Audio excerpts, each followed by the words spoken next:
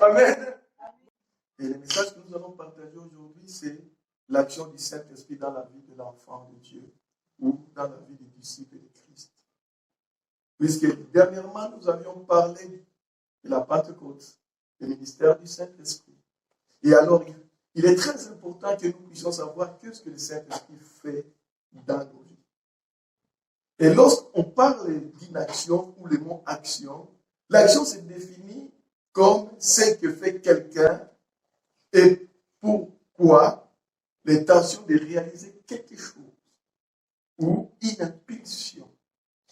C'est aussi un effet, la manière d'agir sur quelqu'un ou sur quelque chose.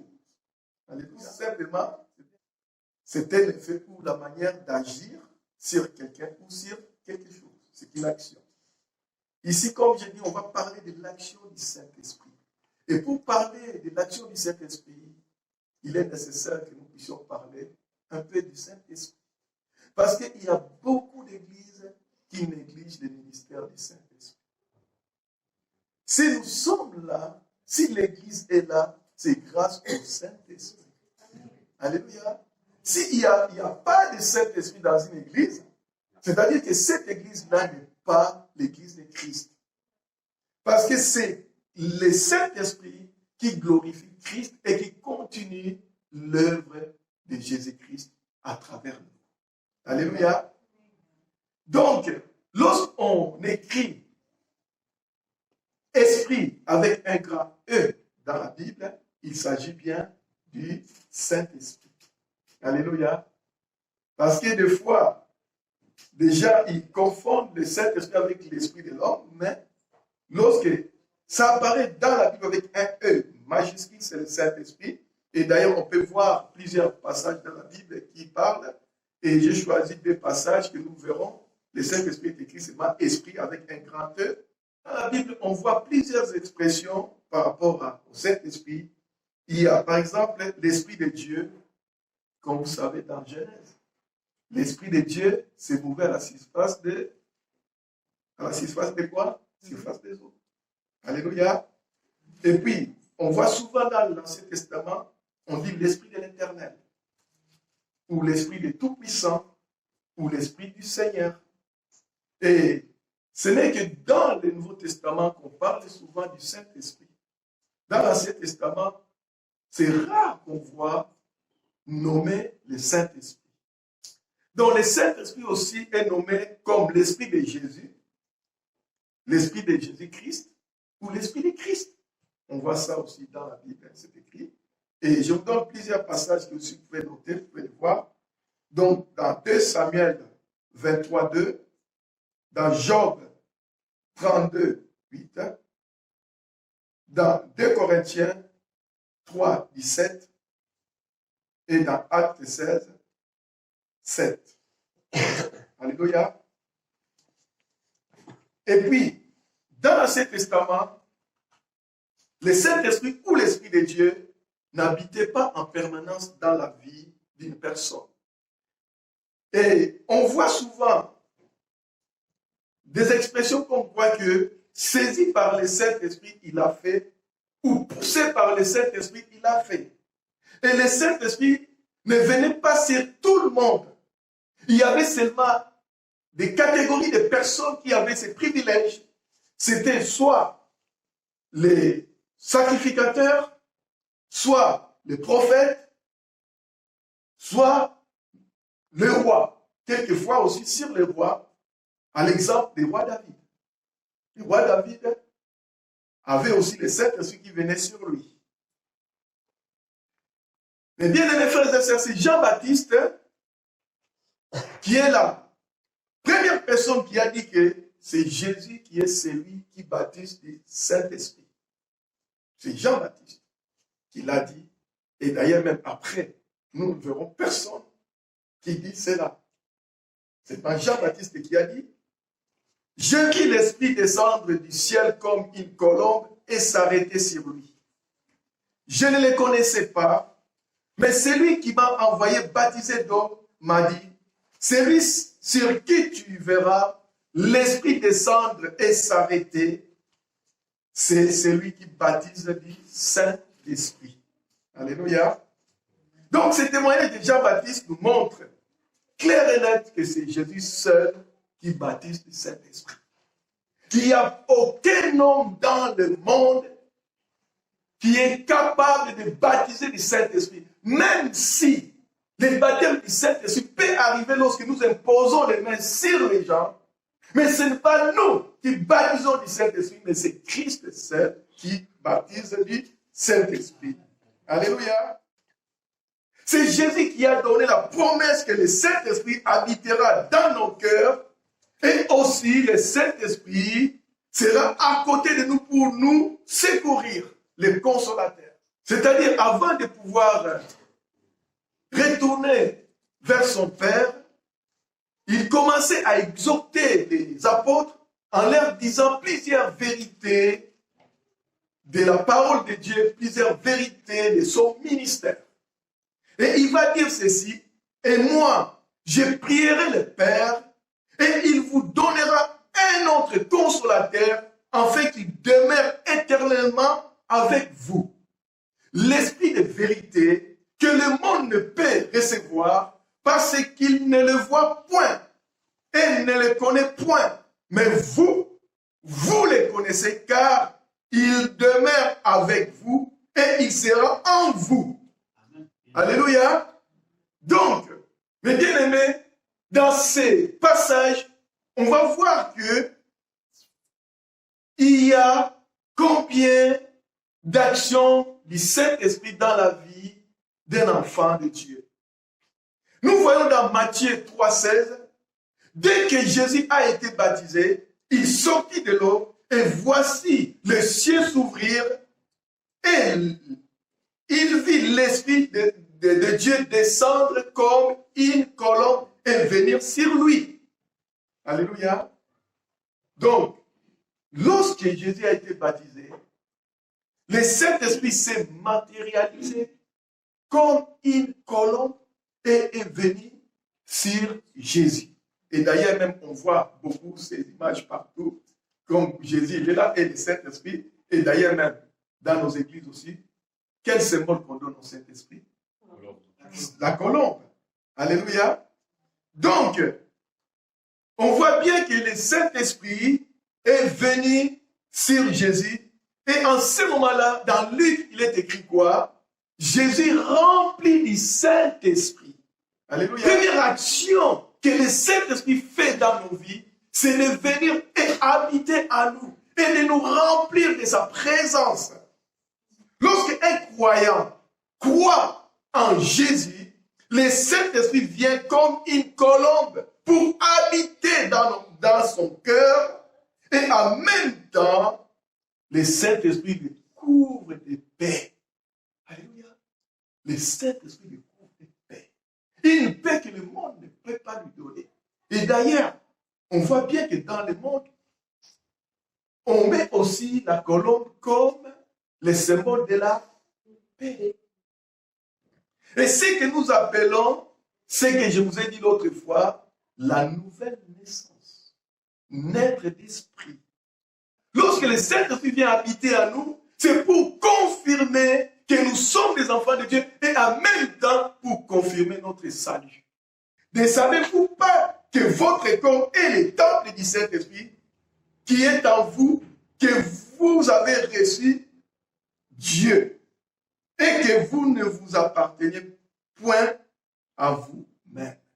Donc, le Saint-Esprit vient collaborer avec notre esprit pour nous rendre témoignage que nous sommes devenus enfants de Dieu. Alléluia. Si vous pouvez voir ce passage, on avait parlé, c'est dans Romains 8, 14 à 16.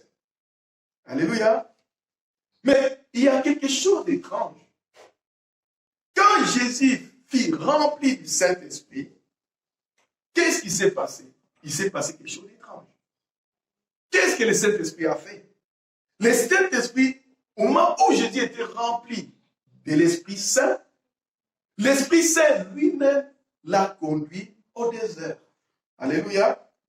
Il l'a conduit au désert où il fut tenté par les diables. Ce passage, nous voyons ça dans Luc 4, 1 et 2. Mais bien aimé, je vous dis clairement, et je ne vais pas vous cacher, une fois qu'un enfant de Dieu est rempli du Saint-Esprit, le Saint-Esprit le conduit aussi dans les déserts. En ce moment, le Saint-Esprit commence à dépouiller l'enfant de Dieu de la nature charnelle qu'il a accumulée dans sa vie sans Dieu. Ce qui est difficile, pendant ces temps de désert, les diables viennent aussi. Les diables viennent aussi pour chercher à faire reculer l'enfant de Dieu, pour le faire tomber, pour le remettre encore dans le monde. Au moment où tu es dans le désert de dépouillement, dans le désert où le Saint-Esprit est en train de faire son œuvre dans ta vie, et il ne viendra pas. Comme on voit avec des cordes, tout cela, mais c'est l'entourage partout où vous êtes, par des choses que vous avez faites auparavant, par la façon dont vous avez vécu auparavant. Et il y aura même des gens qui vont vous dire, ah ouais, vous êtes dans une secte. Ou encore, vous étiez bien lorsque vous n'étiez pas avec Dieu. Mais pourquoi vous ne faites plus ce que vous faisiez avant? Et toutes ces choses-là, c'est pour que l'enfant de Dieu ne rentre pas dans sa destinée avec Dieu, mais qu'il retourne encore dans le monde. C'est vraiment, je vous dis clairement, c'est un temps de désert. C'est un temps de désert, pourquoi? Parce que si un enfant de Dieu ne passe pas par le désert, il y a un problème. C'est un passage obligé, et je voudrais même dire obligatoire. Pendant ce passage de dépouillement, le Saint-Esprit est en train de nettoyer l'âme et de lui faire soumettre à la loi de Dieu, qui est contraire à la loi des hommes. Et d'ailleurs, dans Galates, quelque part, il est écrit, l'esprit a des désirs contraires, c'est de la chair. Entre les deux, il y a une grande opposition. Ils sont opposés. Et lorsque le Saint-Esprit vient habiter en nous, l'homme ou l'âme a déjà pris une grande place dans la vie de la personne. Et en même temps aussi, le Saint-Esprit commence à lui dire comme quoi que moi, je ne veux pas cette identité. Cette identité que l'homme a pris dans le monde, et cette identité n'est pas l'identité que Dieu veut. Et il y a une grande lutte dans le cœur de l'homme. Le monde ou Dieu, c'est un grand désert. Je me laisse dépouiller ou pas? Est-ce que je suis capable de me laisser faire, de me laisser façonner selon l'image de Dieu que le Saint-Esprit veut faire à moi? C'est lutte et combat. Le Saint-Esprit vient et demande à se débarrasser de cette construction que Dieu ne veut pas. Mais l'homme résiste. L'homme résiste. Et d'ailleurs, lisez Colossiens 3, 5 à 10, où le Saint-Esprit dit clairement, dépouillez-vous des vieils hommes qui n'est pas en conformité avec Dieu. Je vous dis, mes frères et sœurs, mes bien-aimés, ce n'est pas facile, c'est dur, c'est violent lorsque le Saint-Esprit demande cela dans la vie de l'homme. Ne soyez pas étonnés, il y a des gens qui sont enthousiasmés lorsqu'ils reçoivent Dieu, mais après, on ne les voit plus, ils ne veulent plus. Parce que c'est vraiment dur. Lorsqu'on a construit sa vie avec ses conceptions, comme quoi que être juste, eux, on te dit comme quoi que non, ce n'est pas juste ce que Dieu a conçu. Humainement parlant, si on n'a pas un cœur humble, on ne peut pas accepter. C'est pour cela la parole de Dieu dit, c'est ceux qui ont le cœur humble qui hériteront le royaume de Dieu. Dieu résiste aux orgueils parce qu'à ce moment-là, c'est l'orgueil de l'homme qui s'élève et qui dit, moi je ne veux pas. Beaucoup de gens disent, non, moi je ne veux pas. Et à ce moment, comme je dis, c'est traversé. Il y a dans ces traversées de multiples épreuves dans la vie de l'enfant de Dieu. Et en même temps aussi, ces épreuves, c'est pour nous affermir dans la foi. Pour que l'homme devienne un jour l'image et l'identité de Dieu qui est son créateur. Parce que l'image que l'homme fait sans Dieu, ce n'est pas l'image de son créateur.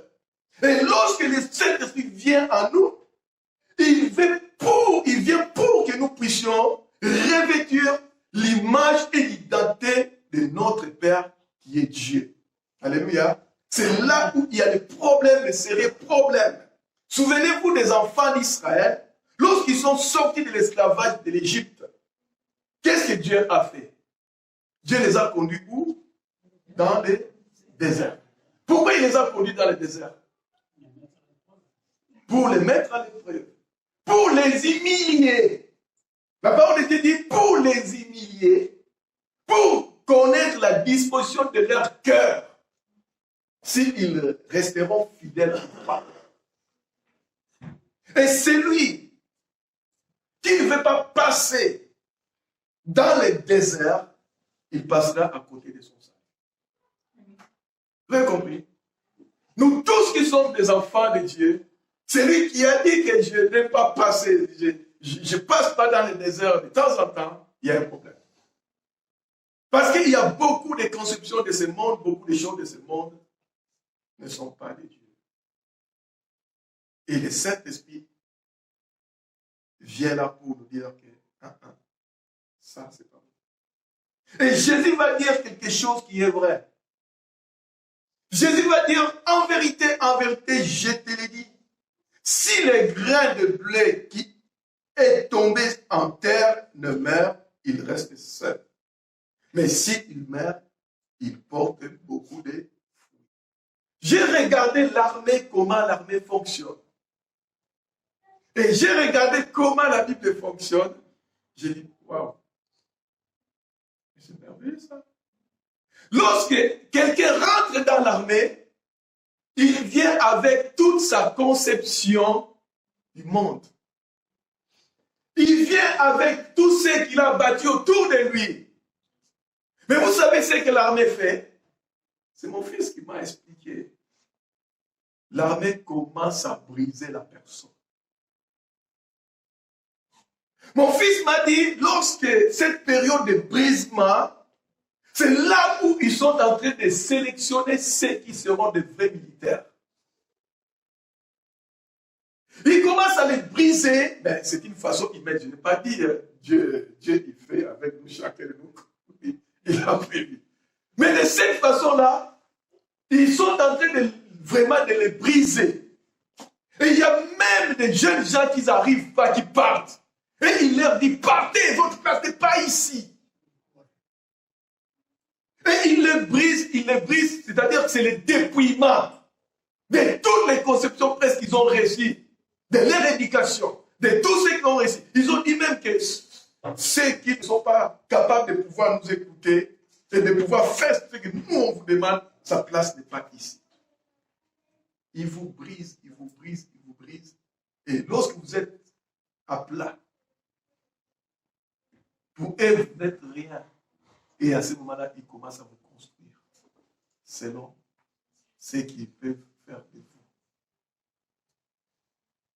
Et j'ai vu ça dire, mais mon fils, c'est ce que la parole de Dieu dit, mourir à soi-même si on veut vraiment rentrer dans la destinée de Dieu. Lorsqu'on vient avec Dieu, comme je dis, on a déjà battu toutes les conceptions, on a notre identité, on est quelqu'un. Mais Dieu te dit que c'est quelqu'un-là qui tu es, tu ne l'es pas devant moi. Enlève ce quelqu'un-là et moi je vais bâtir de toi ce que moi je vais faire. Et l'homme m'a dit non, moi j'ai mon identité, ah non, je ne l'enlève pas. C'est là où il y a des grandes luttes. Et Jésus, il a dit, s'il ne meurt pas, il ne porte pas de fruits. Pensez-vous que Dieu va faire porter ce fruit si vous gardez tout ce qui est comme l'œuvre de la chair dans vos vies? Et de quel fruit que Dieu parle ici? Les fruits de son caractère. Et les fruits de son caractère, c'est ce que nous appelons les fruits de l'esprit. Il n'y a qu'un seul fruit. Alléluia. Il n'y a qu'un seul fruit. Je tiens à vous faire remarquer, il n'y a qu'un seul fruit. Parce qu'il y a des enseignements qui disent comme quoi qu'il y a 9 fruits de l'esprit. Il n'y a qu'un seul fruit. Alléluia. Mais ces fruits ont 9 qualités très importantes. Alléluia. Pourquoi je dis qu'il n'y a qu'un seul fruit? Parce que Jésus a dit qu'on reconnaît l'arbre par son fruit. Pas par ses fruits. On reconnaît l'arbre par son fruit. Un manguier ne peut que produire une mangue. Il ne produira pas de pommes et de poires. Et le Saint-Esprit ne peut pas porter 9 fruits. Il y a un problème. Le Saint-Esprit porte qu'un seul fruit, mais avec 9 saveurs. Et la première saveur que nous connaissons tous, c'est l'amour. Et je vous dis, et je vous parle encore ce matin, si vous ne connaissez pas ces 9 saveurs, ça veut dire qu'il y a un problème. C'est votre identité en Christ. Tu peux me citer ça, regarder. Tu peux me citer les 9 saveurs tout de suite. Allez. Ah, il y a des hommes comme ça. J'ai dit une seule personne. Pas tout le monde. Allez, une seule personne qui se lève, qui me cite ça. La foi, la paix, la joie, l'amour, l'espérance,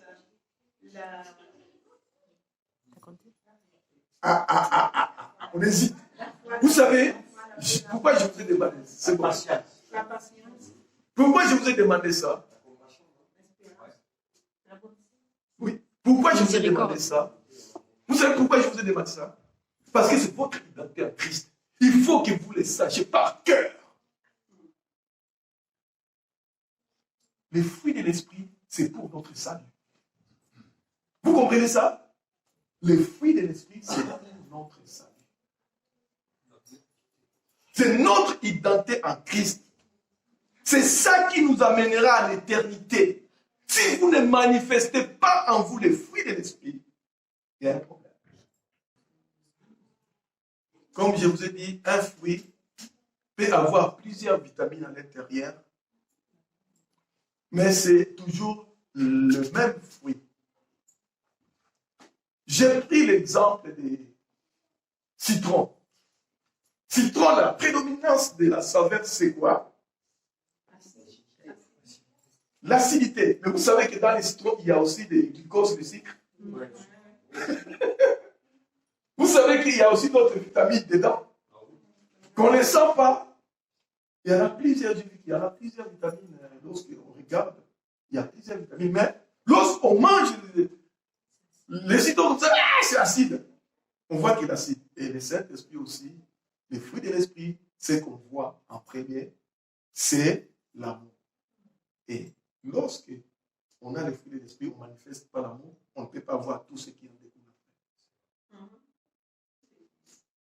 Si on n'a pas l'amour, on ne sera pas en paix. On n'aura pas la bonté, on n'aura pas la bienveillance. On ne pourra pas avoir la fidélité ou la foi. On ne pourra pas avoir la maîtrise de soi. On ne pourra pas avoir la patience. Toutes ces choses, c'est difficile. C'est très important. Le Saint-Esprit avec nous. Ou être revêtu du Saint-Esprit. Mais bien aimés,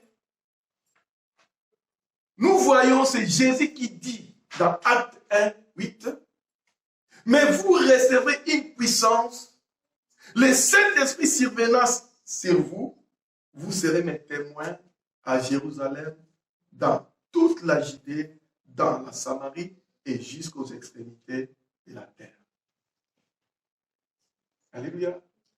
À ce moment-là, lorsque Jésus leur a dit quoi? Il a dit, attendez, ne bougez pas. Ne bougez pas. Attendez pour recevoir le Saint-Esprit. En regardant ce passage, ce verset biblique, on peut croire que les apôtres n'avaient pas encore reçu le Saint-Esprit. Vous êtes d'accord avec moi? Pourquoi le Seigneur dit, attendez, vous recevez le Saint-Esprit. Vous recevrez le Saint-Esprit. Et pourtant, les bien-aimés, ils avaient déjà reçu le Saint-Esprit. N'est-ce pas? Vous croyez ou pas qu'ils avaient déjà reçu le Saint-Esprit? Ils avaient déjà reçu le Saint-Esprit. C'est Jésus qui leur a déjà donné le Saint-Esprit. Mais la première action. Alléluia. Jésus avait soufflé sur eux dans Jean 20, 22. Il souffla sur eux et leur dit, recevez le Saint-Esprit. Alléluia. Et en ce moment-là, mes bien-aimés, les apôtres avaient reçu le salut, avaient reçu le Saint-Esprit en eux. Ils étaient devenus automatiquement à ce moment-là des enfants de Dieu. Mais là, il n'y a pas une contradiction. Non, ce n'est que la continuité de l'action du Saint-Esprit dans leur vie. Comme j'ai dit, la continuité de l'action du Saint-Esprit dans la vie d'un enfant de Dieu. Lorsque Jésus a soufflé sur les apôtres, en ce moment-là, ils étaient nés de nouveau. Ce qu'on appelle la nouvelle naissance que j'ai expliqué tout à l'heure.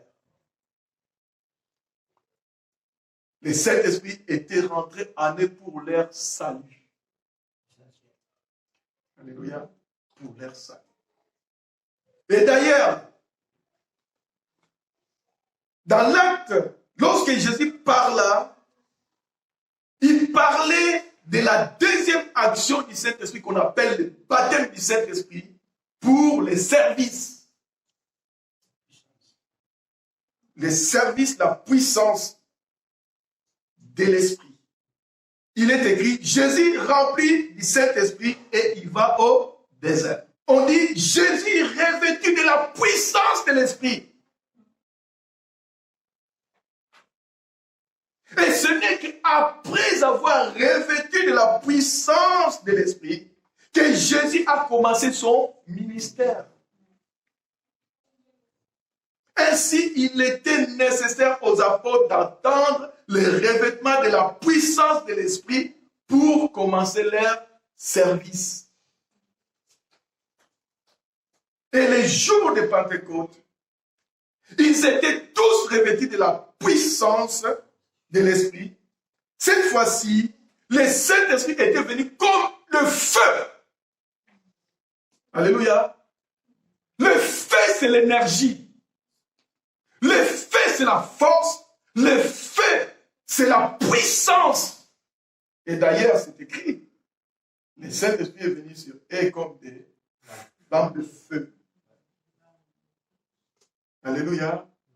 Le feu. Qui peut résister au feu? Lisez vous-même, vous allez voir comment l'apôtre Pierre, il a été transformé par la puissance du Saint-Esprit ce jour-là. Lui qui avait peur des simples servantes, qui avait même nié le nom de Jésus. Mais ce jour-là, lorsqu'il a reçu le feu, la force du Saint-Esprit, il s'était tenu debout devant le multitude de nations et il proclama le nom de Jésus avec autorité, ni crainte, ni peur. Alléluia. Parce qu'il avait reçu le Saint-Esprit comme un manteau qui lui a donné la force de pouvoir parler, revêtir du Saint-Esprit, ce qu'on appelle le baptême du Saint-Esprit. Pour vous expliquer, c'est dès ces mots livres, nous sommes comme des vases ou des bouteilles vides. Ok? Et ces bouteilles vides-là, c'est-à-dire qu'avant le monde avait rempli de saleté dedans. Rempli de saleté dans cette bouteille. Rempli de saleté. Et bien, les Saint-Esprit, lorsqu'il vient, il fait quoi? Ils enlèvent tout. Et lorsque la bouteille est vide, qu'est-ce qu'il fait? Il remplit. Alléluia. Il remplit la bouteille, et une fois que la bouteille est remplie, il prend la bouteille et il plonge en lui. Alléluia. Tu vois, on met de l'eau, on met dans la bouteille, et on prend de l'eau, on va mettre dans la bassine.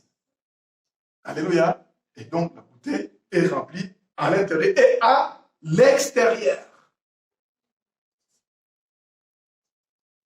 Et il est écrit, après son discours, plusieurs crurent au nom de Jésus. Et ils furent baptisés. Et le nombre de disciples augmenta d'environ 3000 âmes dans une seule journée. Alléluia. La puissance du Saint-Esprit. Ce que nous appelons le baptême du Saint-Esprit. Mais bien aimés, ainsi lorsque le Saint-Esprit vient pour nous revêtir, il nous amène aussi les dons. Alléluia. Il nous amène aussi les dons. Et d'ailleurs, l'apôtre Paul nous dit de ne pas être ignorant aux dons spirituels.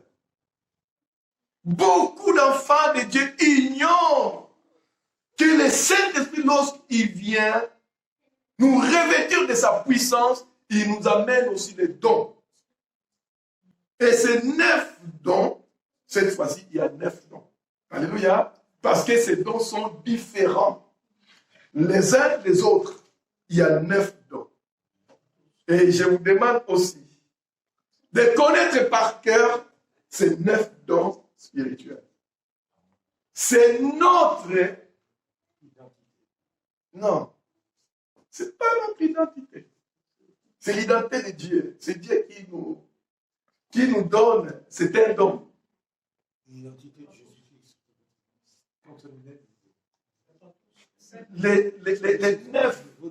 Les 9 dons du Saint-Esprit, c'est, comment je dis, c'est notre héritage que Dieu nous donne. C'est notre héritage. Alléluia. Mais c'est-à-dire que lorsque tu as un père, il a des bonnes choses. Ok? Et il nous donne. Il dit, mon fils, voici, je te donne ça. Et prends. Et serre-la.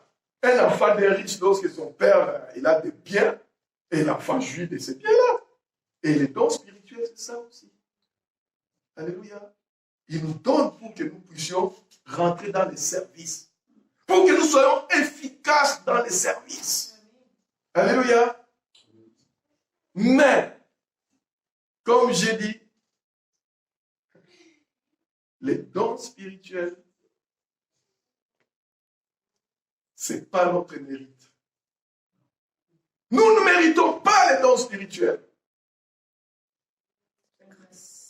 C'est une grâce. Parce que le Saint-Esprit, il donne à chacun comme il veut. Un don, on ne mérite pas. Vous êtes d'accord avec moi? Un don, on ne mérite pas. Le problème est là. Celui qui est né de nouveau, s'il ne porte pas le fruit de l'esprit, Christ est capable de le retrancher. Pourquoi? Parce qu'il n'a pas son identité. Amen. Ainsi, veillons-nous pour que notre fruit demeure jusqu'à ce jour-là. Car ce fruit est pour le salut de nos âmes. Vous avez compris? Ce fruit est pour le salut de nos âmes. Sans ce fruit, on ne peut pas hériter le royaume de Dieu.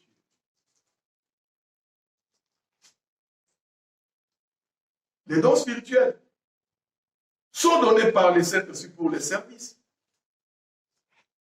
Et ne sont pas liés à notre salut. Non. C'est Dieu qui donne ça pour son service. C'est pour lui, pour qu'il se glorifie à travers nous. Alléluia. Ce n'est pas notre gloire, c'est la gloire de Dieu à travers nous. Mais les hommes, ils veulent prendre les dons spirituels pour se glorifier. Non. Ces dons sont là pour la gloire de Dieu. Nous ne sommes que des instruments pour glorifier Dieu. Et c'est pour cela qu'il faut faire attention. Quelqu'un m'avait dit une fois, il m'a dit, mais pasteur, comment ça se fait que ce pasteur-là, il fait tellement de miracles au nom de Jésus, mais il m'a invité à l'hôtel. Verdict, c'est pas parce que je suis pasteur, je ne peux pas dire des mensonges. Et je lui ai dit, mais toi tu regardes au fruit ou bien tu regardes au don. Si tu regardes au don, tu te trompes complètement. Mais si tu regardes au fruit, alors là, tu es dans la bonne voie et tu vois juste. Parce que Jésus, il a dit dans Matthieu 7, 21, 23. Ce n'est pas tous ceux qui disent Seigneur, Seigneur, qui hériteront le royaume de Dieu. Il y aura plusieurs qui viendront et qui diront, on a fait des miracles en ton nom. On a chassé les démons en ton nom. On a fait ça en ton nom. Et je leur dirai, ôtez-vous de moi, vous qui commettez l'iniquité, je ne vous ai jamais connu. Alléluia. Amen. Bien-aimés, humilions-nous sous sa main de grâce et portons le fruit qui est digne de son nom, afin que nous puissions vivre avec lui dans l'éternité. À lui soit la gloire, l'honneur et la puissance pour des siècles et des siècles. Amen. Soyez bénis.